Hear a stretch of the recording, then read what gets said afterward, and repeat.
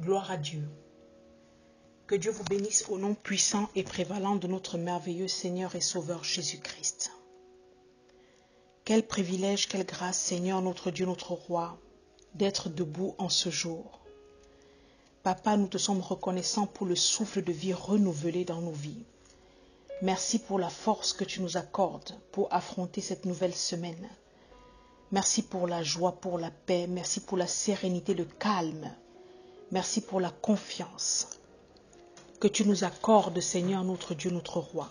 Merci pour ce passage que tu as mis sur le cœur, Seigneur, Papa, de ton enfant, afin de parler à ton peuple.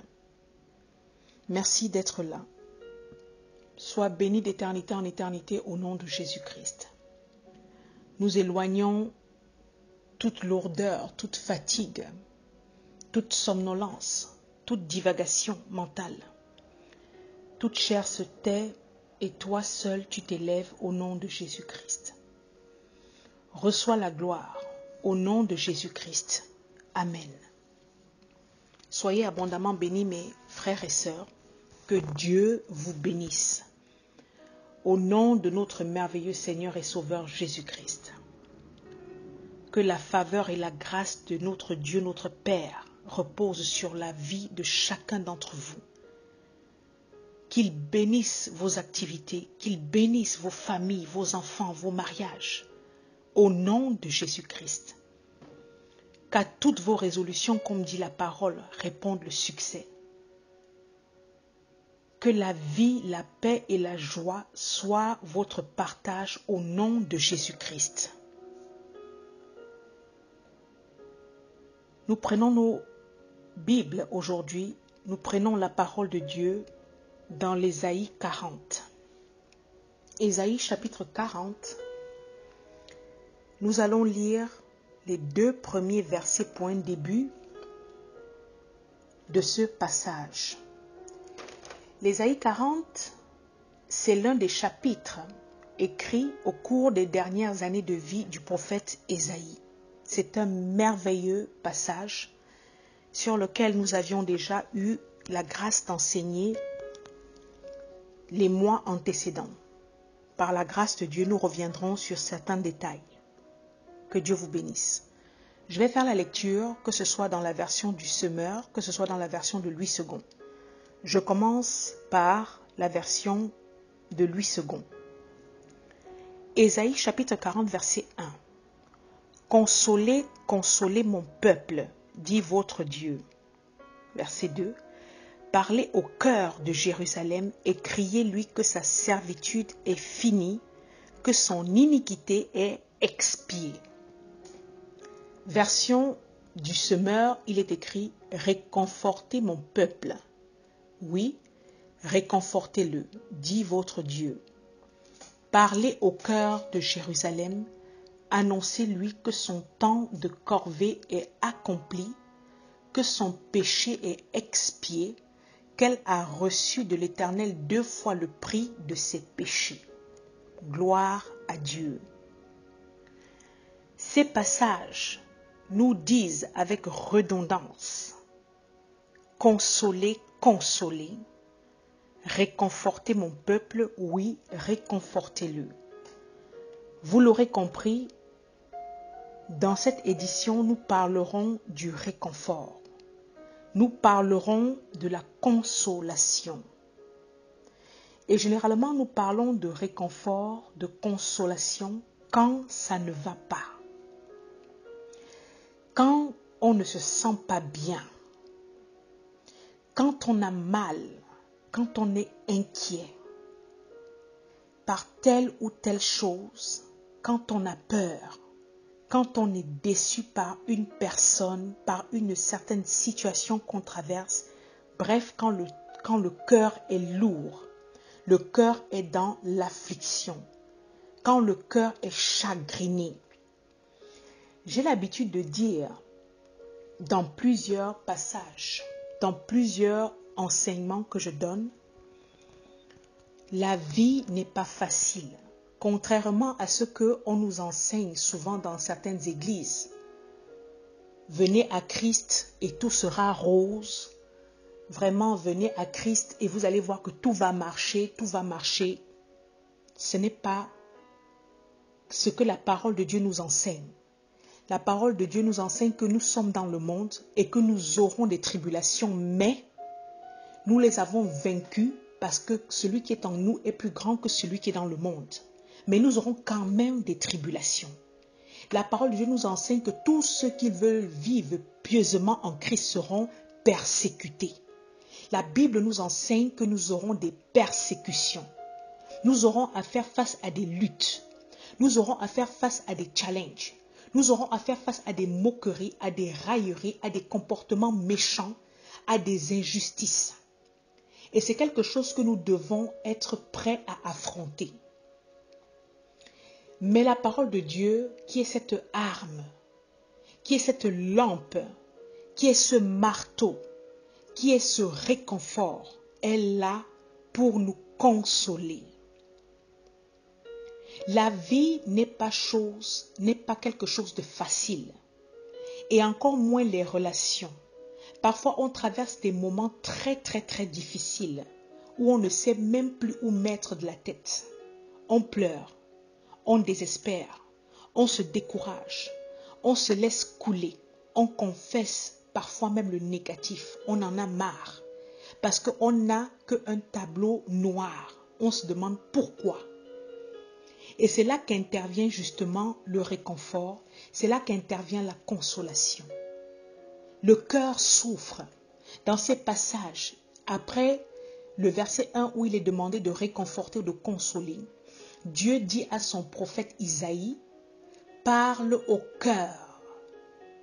On a besoin qu'une parole vienne encore transpercer nos cœurs, vienne réconforter, vienne consoler nos cœurs. On a besoin d'être conforté.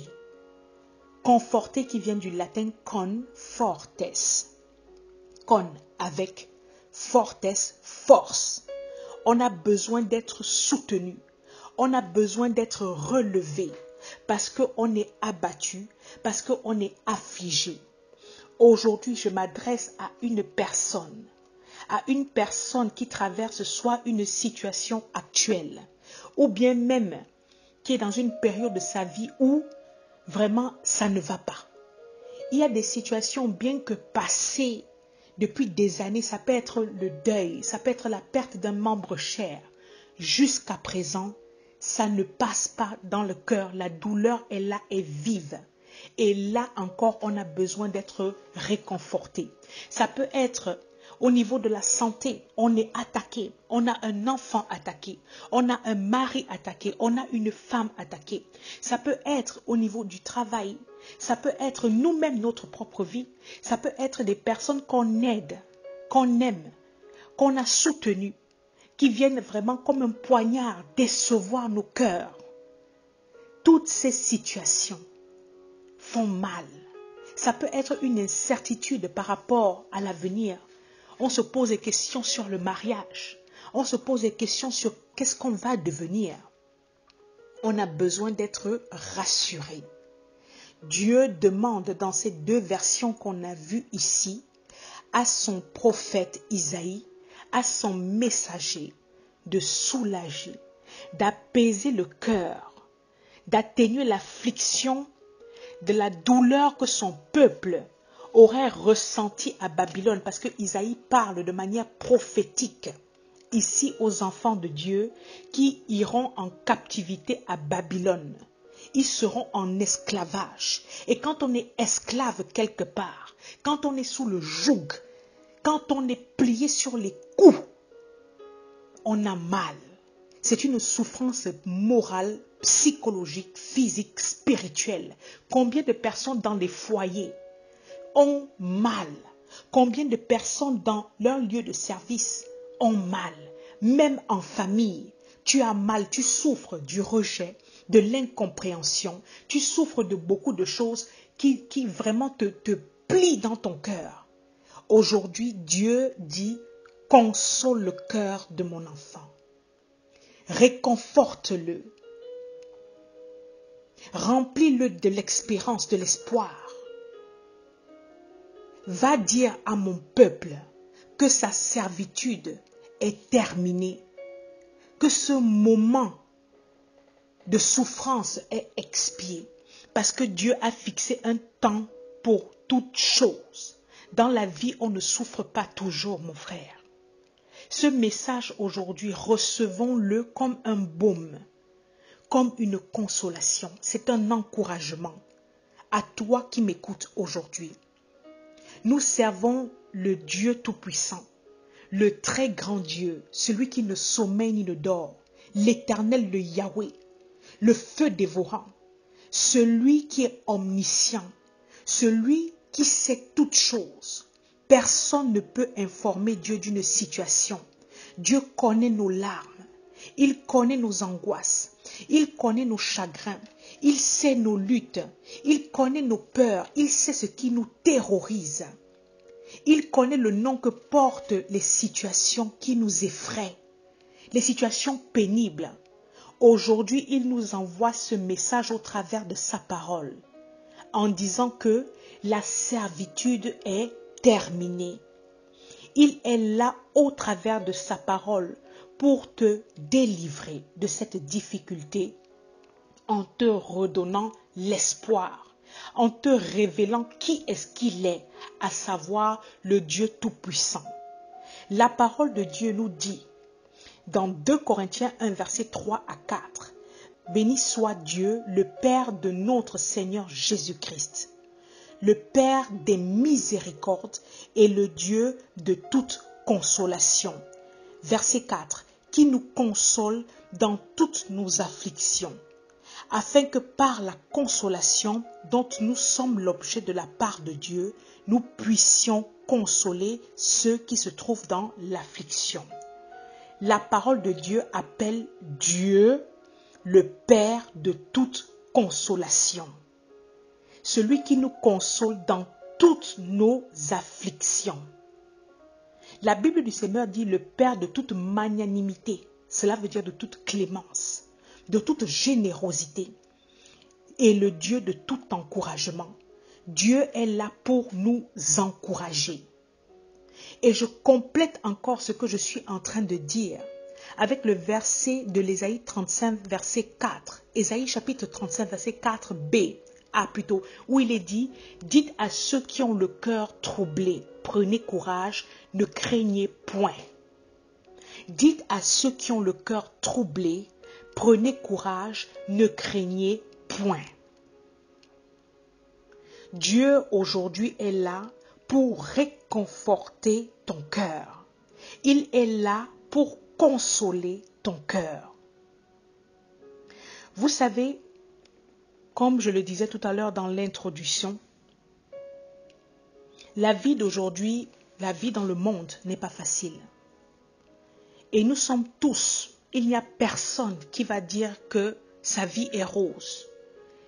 Nous sommes tous sous les coups d'une telle ou une telle situation. Et à un moment donné de notre vie, si ce n'est de manière permanente, pour certains, on a besoin d'être rassuré. On a besoin d'être rassuré devant les situations, devant l'avenir. Notre avenir ou celui de nos chers. Et le monde aujourd'hui ouvre plusieurs possibilités, ouvre une bagatelle de services pour vraiment venir donner des soins, des cures, pour vraiment venir divertir le monde. Ce sont des soins qui sont là pour faire du bien au corps, pour faire du bien à nos psychologies, et cela de manière temporelle. Ça peut être des cures thermales, ça peut être des soins, ça peut être des divertissements, ça peut être vraiment, chacun sait où est-ce qu'il s'épanouit. Il y a des gens qui ont leur bouteille en main, ont leur cigarette, se tournent vers des prostituées ou autres sortes de vices. Ça, c'est encore autre chose vraiment qui est totalement à côté de la plaque. Mais pour ce qui concerne vraiment les soins, le bien-être et tout, ce n'est pas mauvais en soi. Le monde offre, pour pouvoir s'évader, pour pouvoir se faire du bien, plusieurs choses au monde, aux personnes. ce qui n'est pas forcément mauvais quand ça reste bien séant. C'est des choses qui peuvent faire du bien, d'aller se faire masser, d'aller se reposer quelque part, de voyager. Ça fait du bien. Mais ce que je veux dire, c'est que dans le monde, tu ne pourras jamais trouver rien.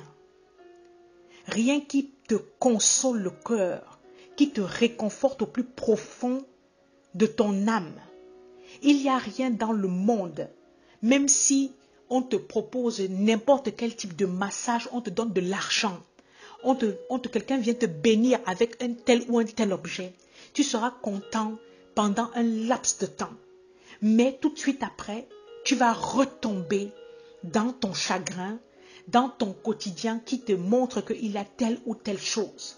Parce que ce n'est pas le massage, ce n'est pas l'argent, ce ne sont pas les comprimés, ce ne sont pas les biens matériels ou les choses. Ces choses sont éphémères. Ça fait du bien à l'âme, à la psychologie pendant quelque temps. Mais ce dont tu auras réellement besoin, ce qui va mettre vraiment cette paix dans ton cœur, ce qui va apporter vraiment cette consolation éternelle dans ton cœur, c'est la présence de Dieu. C'est la parole de Dieu.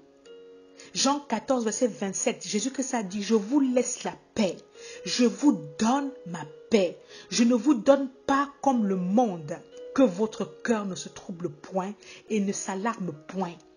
Ce dont nous avons réellement besoin, c'est la parole de Dieu, celle qui vient au milieu de l'affliction nous consoler, celle qui vient dans la tribulation nous restaurer, celle qui vient devant l'échéance négative nous relever, celle qui vient nous conforter avec force et puissance.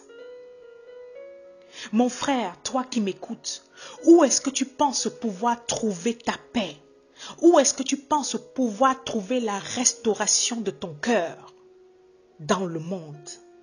La parole de Dieu nous dit dans l'Ésaïe 40, je vais lire dans le verset 8, qui dit « L'herbe sèche, la fleur tombe, mais la parole de notre Dieu subsiste éternellement. » Où est-ce que tu comptes trouver ton bien-être? La parole te dit que l'herbe sèche, la fleur tombe. Ça veut dire que toutes ces situations de la vie sont passagères. Tous ces effets placebo, toutes ces choses que nous voyons là, tout passe. La seule chose qui subsiste éternellement et à jamais, c'est la parole de Dieu. Le monde dans lequel nous vivons, je le dis à chacun de mes enseignements, afin que nous puissions être éveillés, ne fait qu'amener les gens dans la confusion, dans le désordre. Ça jette le trouble dans nos vies. Nous avons tout le temps une agitation interne. C'est-à-dire qu'on a l'impression que l'adversaire qui est le prince de ce monde cherche à faire marcher les gens sur la tête, à la place des pieds. C'est-à-dire qu'on voit une femme passer en route, une personne passer, on se dit que c'est une femme alors que c'est un homme. Tu vois un homme, tu te dis que c'est un homme alors que c'est une femme. Les gens changent. Tu vois les personnes qui sont mari et mari au lieu d'être mari et femme. On assiste à la sorcellerie tangible tous les jours. Le mal est devenu le normal. Les gens sont suicidaires, tout le temps stressés, incohérents. Il faut seulement, c'est-à-dire qu'il faut une force mentale terrible pour pouvoir canaliser ses pensées. Parce que tout est banalisé, le mal est banalisé, le péché est banalisé. Et c'est comme ça que le cœur fait seulement les bons. On a peur de l'avenir. C'est-à-dire que des fois, il y a des situations, quand on regarde ça, on est abasourdi, on ne sait plus où mettre de la tête. Ça ne va que en s'empirant et ça va continuer comme ça. Parce que c'est quelque chose que la parole de Dieu dit. Le mal va seulement continuer à être de pire en pire. Dieu nous prévient déjà. Pour beaucoup dans le monde, Dieu n'existe même pas. Ils ont déjà décrété, déclaré que Dieu est mort, que Dieu n'existe pas. Ça ne les intéresse pas. Donc ils n'ont pas besoin de tourner leur regard vers Dieu pour quoi que ce soit. On tourne les regards vers toutes sortes de sciences, vers toutes sortes de religions. On oublie la vérité qui est consignée dans la parole. On va lire tout genre d'ouvrages. Les personnes se lèvent et écrivent tout genre et toutes sortes de bibles. Tout ça dans le but de pervertir. Tout ça dans le but de nuire. Tout ça dans le but de gâter. De tourner l'intelligence des hommes vers les choses mauvaises, vers le mensonge, au détriment de la vérité. Les gens sont vautrés dans l'alcool, les drogues, les femmes, les hommes. Ils entrent dans des choses, dans des abominations tous les jours. C'est là-bas qu'ils trouvent leur pied, comme on dit dans le monde. C'est là-bas qu'ils trouvent leur épanouissement. Mais ce n'est pas la vérité. Ce n'est pas la vérité. Psaume 119, verset 160 dit que la vérité, c'est le fondement de la parole de Dieu. Tout ce que le monde te propose comme soulagement,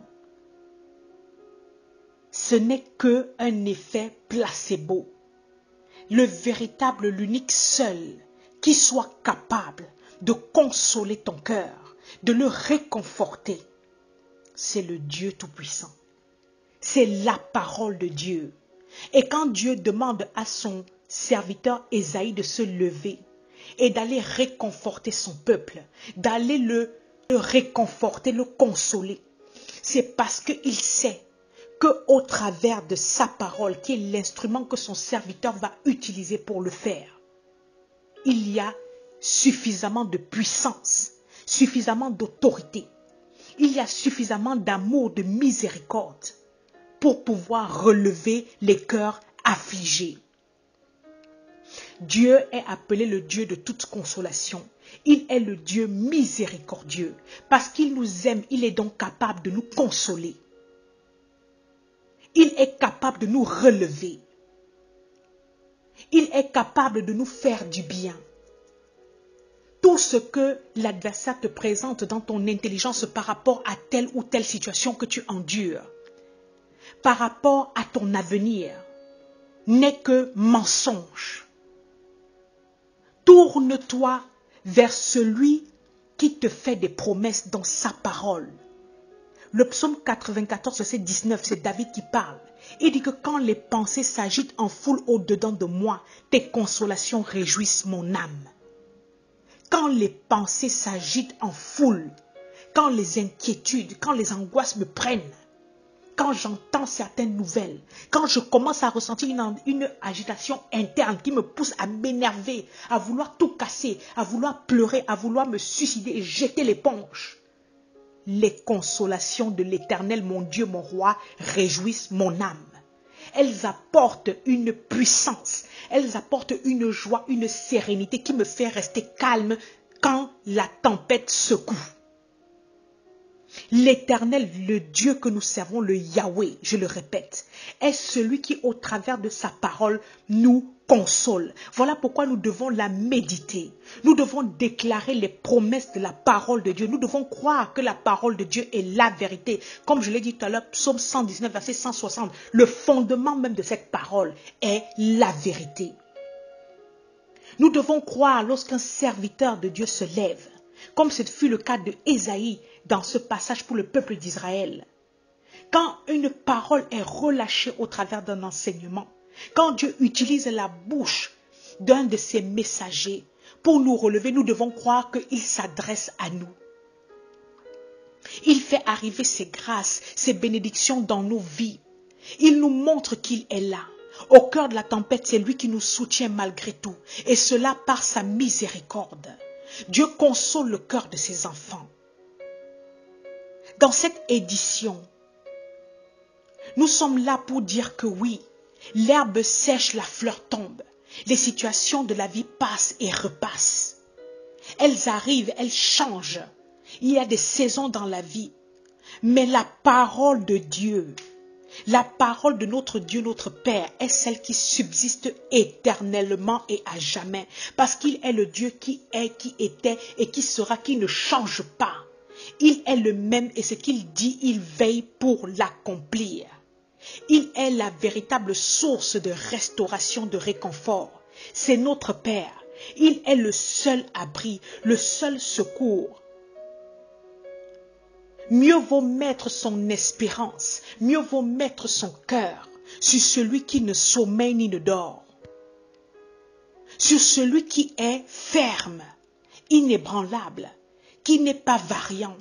Ne tourne pas ton regard, parce que bien souvent, lorsque nous vivons dans les moments d'affliction, lorsque nous vivons les moments de trouble, à tort, nous cherchons la consolation dans les bras de quelqu'un. Nous cherchons la consolation dans la bouche, que ce soit de nos parents, de nos amis, de nos pasteurs ou autres, ce qui n'est pas toujours mauvais. Mais n'oublions pas que la parole dit que maudit soit celui qui met sa confiance en un homme.